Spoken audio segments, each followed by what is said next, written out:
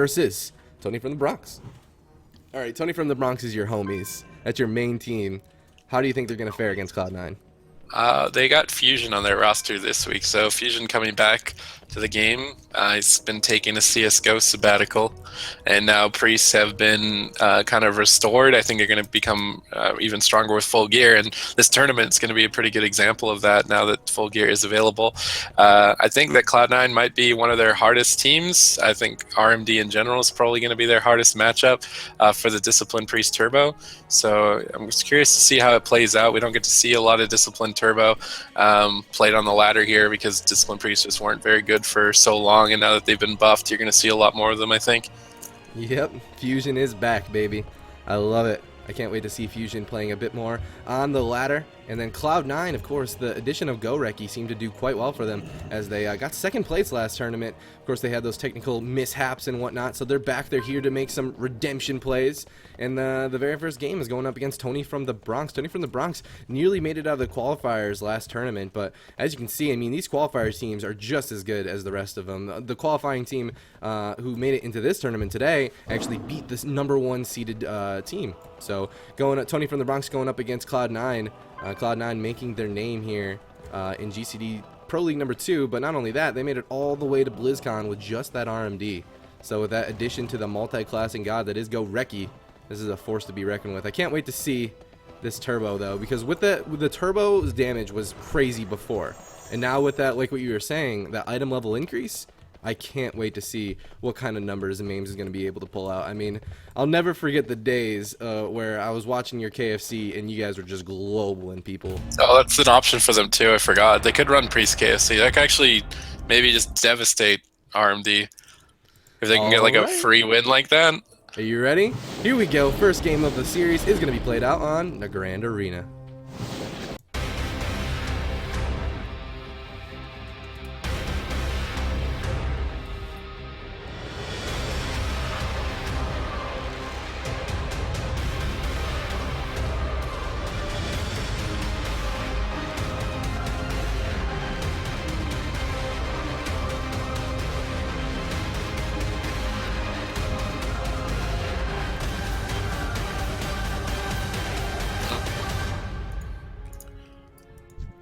Alright, we're going to be queuing up very, very shortly, guys. Looks like Cloud9 is just going to go ahead and leave the arena for now, which is good. If you have a problem, make sure that you leave the arena before the game starts. And we're going to be queuing right back up in just a short moment. What's going on, Clutter? Give us the lowdown. Can I make a guess? Did someone forget their gear? No one forgot their gear? Okay.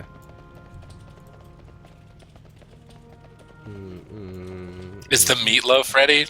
Is the meatloaf ready? I love Summit sub sound. Yeah, it's just I actually haven't had a chance, but I haven't had a chance to check out Summit. It's really cool that Summit 1G is streaming more and more World of Warcraft. We can always use more big streamers in the World of Warcraft section. Share the love. You know, all of these players have been streaming more and more, specifically Cubsy.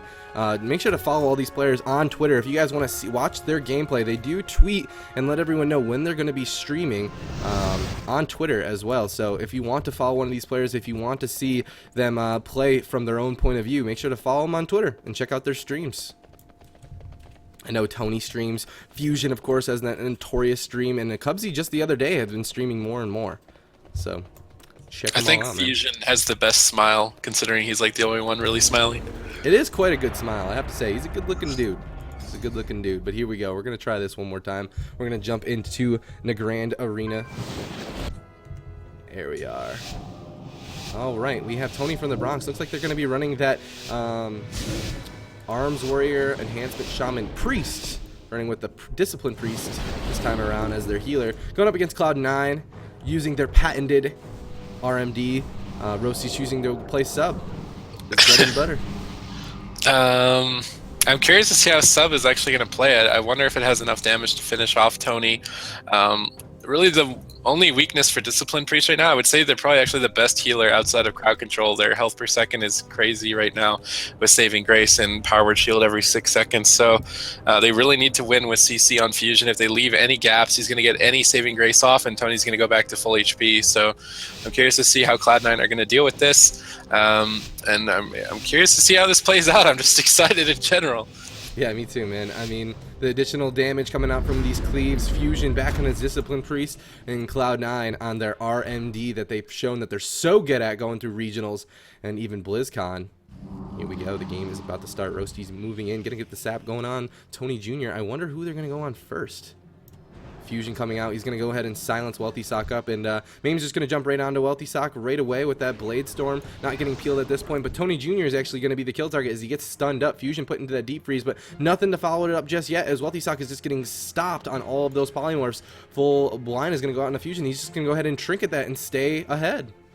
Yeah, I think he actually mass dispelled a Cyclone out from Cubsy. Cubsy trading out that Bark Skin here. Not really any cooldowns, though. No Recklessness, no Ascendance. Maybe they can capitalize on that kind of preemptive defensive measure from Cubsy. Iron Bark now onto Wealthy Sock, and there's still no Recklessness and no Ascendance. There's still a lot of burst available. We see the Cheap Shot. Smoke Bomb gets dropped. He's going to Shamanistic Rage right away. The Barrier gets dropped on the bomb as well, reducing a lot of damage. Really well-placed Barrier from Fusion. Ice Lances, though, following it up from Wealthy Man, trying to finish off Tony. Tony now popping the Ascendance, getting a lot of healing for himself here, trying to counter pressure Wealthy Man, but he's going to get cloned up at low HP. He's trying to hold on to his trinket as Cubsy rotates around to get a clone onto Fusion. Fusion now into the full clone. Tony's going to get Vigilance. Will that Vigilance be enough? DFA connects. Rallying Cry Force to come out as well. Another clone onto Fusion. How are they going to break up the CC? A third clone. Tony could easily go down. Saving Grace. Fusion trying to pick him up. Another Saving Grace into the Frostjaw. He's going to dwarf out of that, but now we're cloning into Tony again. The Rallying Cry is going to fade. Power Word Shield comes out at 9%. Fusion gets deep frozen. He's going to Pain Suppression. I don't think the Pain Suppression is going to be enough. No Shamanistic Rage available. Tony barely clinging on to life at the moment. They need to stop CC, but they're in no position to do it, and they're going to finish Tony off, and Cloud9 are going to take game number 1, and I can't help but feel that Tony needed to trinket the clone that was used on him when he was low HP, trinket the clone and stop the clone from Cubsy at the same time so that Fusion could get some heals rolling, because Cubsy was just walking all over them as a result. Yeah, the CC, I mean, because Cubsy was walking out all over him, the CC was just going out like crazy. Mame's using that Reckless's Blade Storm, but it just wasn't enough to push back Cloud9 in pure damage. They needed some control. They needed to rotate through these defensive cooldowns, but the CC is the name of the game coming out from Cloud9. They showed their cross CC. They showed their control, and there we go. Game number 1 is going to go to Cloud9 here in a convincing fashion. 50k Eviscerate, 50k Ice Nova. And even Cubsy getting in there with his Moonfires. Alright, we're going to be going into game number 2 here. And now, all of a sudden, it's Tony from the Bronx's turn to choose what map they want to go on, as well as changing the composition. Do you think that we're going to see a composition swap from Tony? Are we going to see the KFC, or are they going to stick with their guns? They're going to stick with their turbo. I don't know. I just think that was a mistake to sit like he had Ascendance up. There was actually no Bark Skin on Cubsy and no Iron Bark, so trinketing that clone would both allow him to get pressure because he had his cooldowns up to deal damage, while Cubsy had no cooldowns to deal with it, and he displaced in. So if he had trinketed the clone at low HP, stopped the clone on his healer Fusion would have been able to pick him up. They could have just swapped right onto him, Cubsy, from blinking in like that, and probably just 100-0'd him in a stun because Recklessness was available and Ascendance was already rolling. So I think that Tony kind of just mentally wanted to hold onto his trinket for a kidney shot, because typically you're going to die in stuns, but I think when you're playing with a priest, you're just going to die to CC. There's no consistent healing while your priest is CC'd. You really just need to break that up and allow him to kind of burst heal him throughout in between the gaps, and they really just didn't give Fusion the gaps he needed to get the heals. Yeah, you saw earlier that Cubsy bark skinned, and it definitely made him super vulnerable. But man, I feel like being a bit empathetic towards this turbo, it looks like there was so much CC and so much pressure, but alright, it looks like, oh, okay, so we're gonna let Tony take his time. They're gonna think about what map they want to choose. Now, if you were in their position, what map would you bring this series to? I mean, if they're gonna keep playing the Priest Turbo, probably Dalaran. Yep. If they're gonna play Priest KFC, then probably Runes. Oh, you know, I love me some KFC. I love me that burst coming out from that Warrior and Hunter, and I know Bajira and others would absolutely love to see a KFC come out. But is it the best choice going up against this RMD? I don't know, because that comes to a lot about like that setup and the consistent pressure. But I don't know, really don't know. I mean, we've seen in the past that Cloud9 has, I mean, we saw the Turbo at BlizzCon. We know Turbo's got that in him, but at the same time, this is a completely different game. Priests are better now, and at the same time, the gear has been upgraded. So here we go, guys. We're going to jump into the next match, and of course, it's Dalaran Sewers. See you guys in there.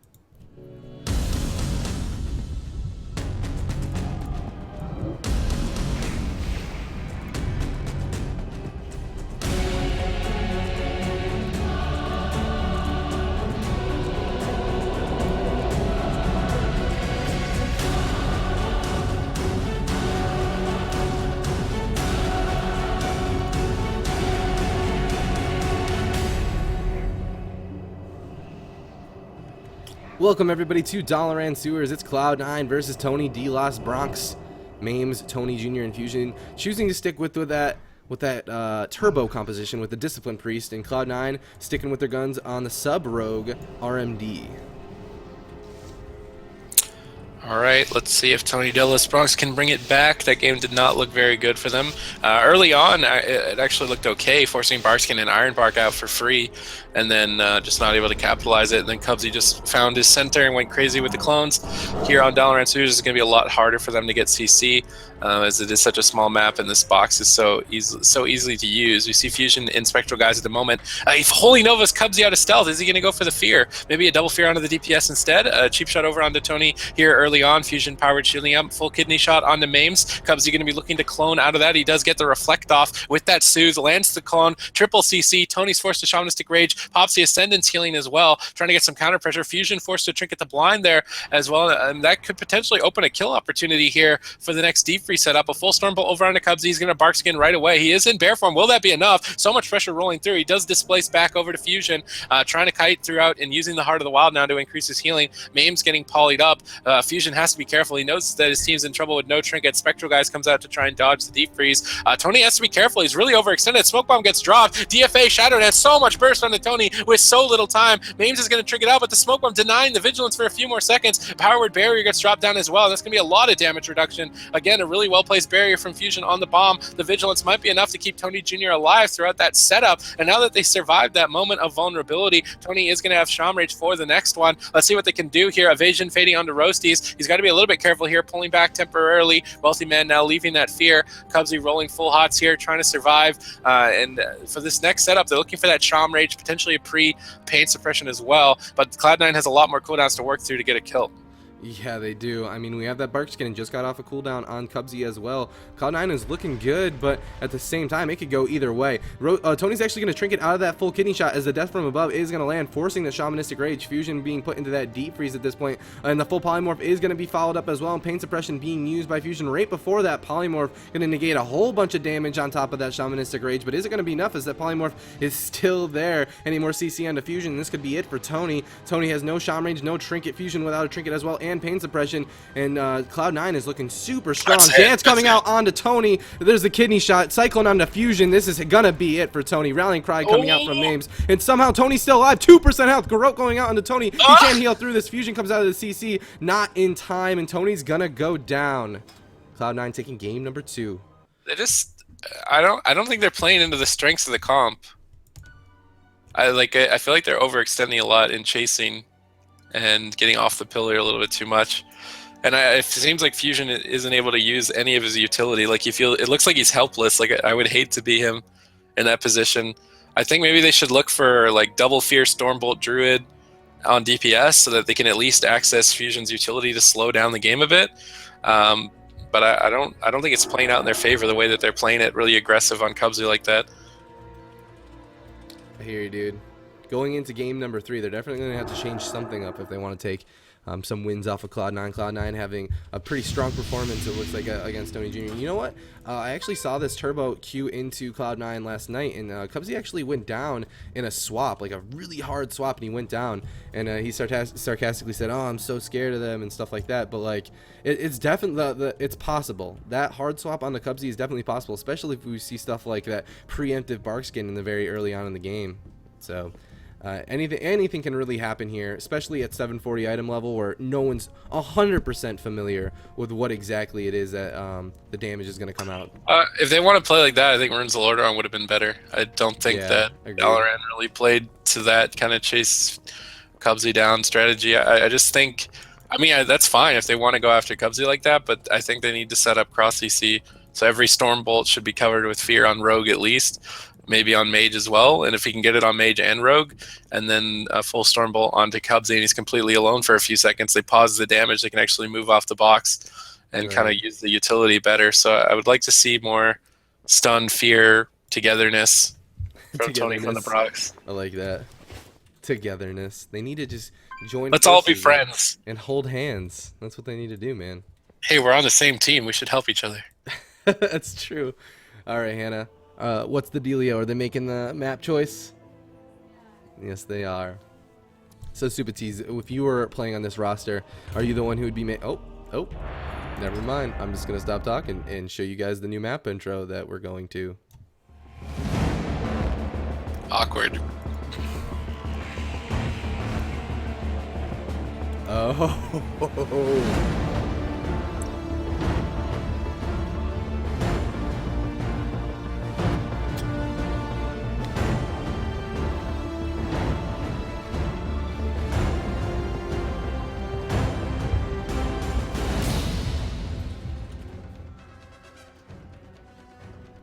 All right, everybody. Welcome to Tiger's Peak. As you can see, Cloud9 is versing no one.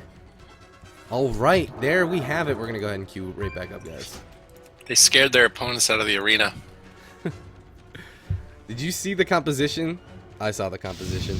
I don't think it's too. I think it's too little, too late. You think so? I remember when we did that, like when I was playing on that, the first two games, if we played Turbo the first two games, it was always because we went on tilt for the last game. You got either. You have to start with the trump card, or else you're on tilt after. Because if you lose, like if you play KFC first game and you lose, you're just like, yeah, whatever. Like we weren't really trying. But if you're relying on that to win on the last game, like it usually means you're going on tilt. Lucky for them, it is a double elimination tournament. So if they aren't able to pull out a 3 win in a row as KFC, they do have another chance coming back up on the lower bracket. But we're going to be jumping into this game very, very shortly, everybody. As soon as I get the thumbs up from the one and only Clutter. Right now we have not a thumbs up, but we have one of these. Just one more minute. Just one more minute. Let's take a quick look at that bracket while we wait. So this is Cloud9 versus Tony from the Bronx. Potentially game point. And Cloud9 up 2-0. And then after that, we have Tempo Storm versus Method Orange in the next matchup. Tempo Storm, of course, consists of Jamili, Peekaboo, and Starship, and Elite. And then Method Orange changed up the roster this time around. They are running with Venruki, Mez, SSDS, and Born Good. It's a completely different roster. Yeah, I'm curious to see how that goes. I mean, they can play the Windwalker DK Holy Paladin into Tempo Storm, and I think it'd be pretty interesting to see if Method Orange can defeat Tempo Storm. Yeah, absolutely. But here we go. We're going to jump back into this game, which is Tony from the Bronx versus Cloud9, and we do see a KFC coming out from Losa, and not only a KFC, a Fury Warrior KFC. And a Beastmaster Hunter. And a Beast Mastery Hunter. You know they're all in SCVs when you see those two specs coming out from them. They're ready to global something. I think they're looking to kill in a Stormbolt. If they can do it, they're gonna win. If they can't do it, I think they're gonna lose. Yeah, he's running Avatar too. I mean, he wants to get the deeps out. He wants to get that burst going. And here we go. We're gonna jump out really, really soon. I mean, Cloud9, they have to know what's going on. They see a Fury Warrior, they see a Beast Mastery Hunter. They know. They're like, all right, be careful and make sure to press your buttons. And we should have this, boys. Let's go and lock this in. Gates opening in just 5 short seconds. Yeah, I think this game is really on Wealthy Man's shoulders. Wealthy Man and Cubsy need to coordinate and deal with the Siege Breaker that I think he's playing with. Yeah, he is. So this is really all in kind of YOLO from Tony Dillis Bronx. It can work, but it can also backfire. Tony positioning that flare defensive here with Fusion, but he gets blizzarded out. Los is going to charge on a Wealthy Man. They're just popping the one-shot right away. Execute proc into the Siegebreaker. Pre-Ironbark from Cubsy, and the NS is going to deal with that. But Murder of Crows is still available for Tony. Tony looking for a Wyvern Sting. He lands that full Wyvern Sting. Murder of Crows is still available. Are they going to pop it right when that Ironbark fades? They are going to pop the Murder of Crows onto Wealthy Man here. They need the barrage to follow up. There's the barrage. Cubsy no longer crowd controlled, though. He's going to pop that Heart of the Wild, get some big heals rolling onto Wealthy Man, and Cloud9 did a great job to diffuse that initial pressure from Tony Dillis Bronx, and now Tony from the Bronx are really on the back foot. Fusion with no trinket for 2 minutes. Fusion moving in, lands a full fear, and now what can they really do with it? They really need to land a trap here shortly to force a block, but Wealthy Man really not taking any damage at all right now. Fusion getting kidney shot, Tony getting that pre-pain suppression. Master Fleck comes out to try and stop some incoming CC. They're going to get that off. Full polymorph connects, and I think Tony's going to go down. He gets Garrote Silence down to 30%. Has to use that first deterrence. A bit more pressure on a Wealthy Man, though. Charge connects. He's forced to block. Cubsy overlaps with the trinket. If Tony can survive here, maybe they can make something happen.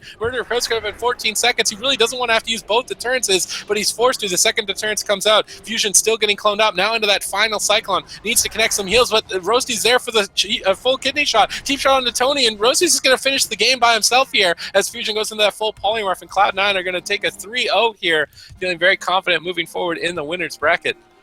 I have to say, it definitely, the damage was there, but the control from Cloud9 just kind of prevented it, I feel like. Like you said, it was all in SCVs, and Cloud9 just reacted appropriately, and that's all they really needed to do in this matchup. And they're going to take game number 3 very convincingly. Tony from the Bronx are going to drop down to that lower bracket, and Cloud9 is going to move forward. Let's take a quick look at that bracket and just a short, actually, I'll show you guys the score screen first. Looking at that score screen, Wealthy Sox, I know 62,000, 87,000 eviscerate. But look at that Siegebreaker, baby, 111,000. Oh, man. You gotta love that. Did Cubsy meld the Stormbolt? Yes, he did. Yes, okay, that's why that, I was going to say that's why that went like that. Because if he didn't get the Ironbark, I actually think he would have got one shot. Yeah, I saw the Stormbolt flying across the map, and then I see Cubsy's not in it, and I'm like, oh, did he drink it? No. It's Shadow Meld. Shadow Meld OP. I'm just kidding. That was actually such a clutch Shadow Meld. But here we go, guys. We're going to be jumping back into the action. Let's take a quick look at that bracket. Tempo Storm versus Method Orange is next. Then we're going to go to the lower bracket, which is Method Black versus Wadstar Hip Hop. And then Tony from the Bronx versus the loser of the next series.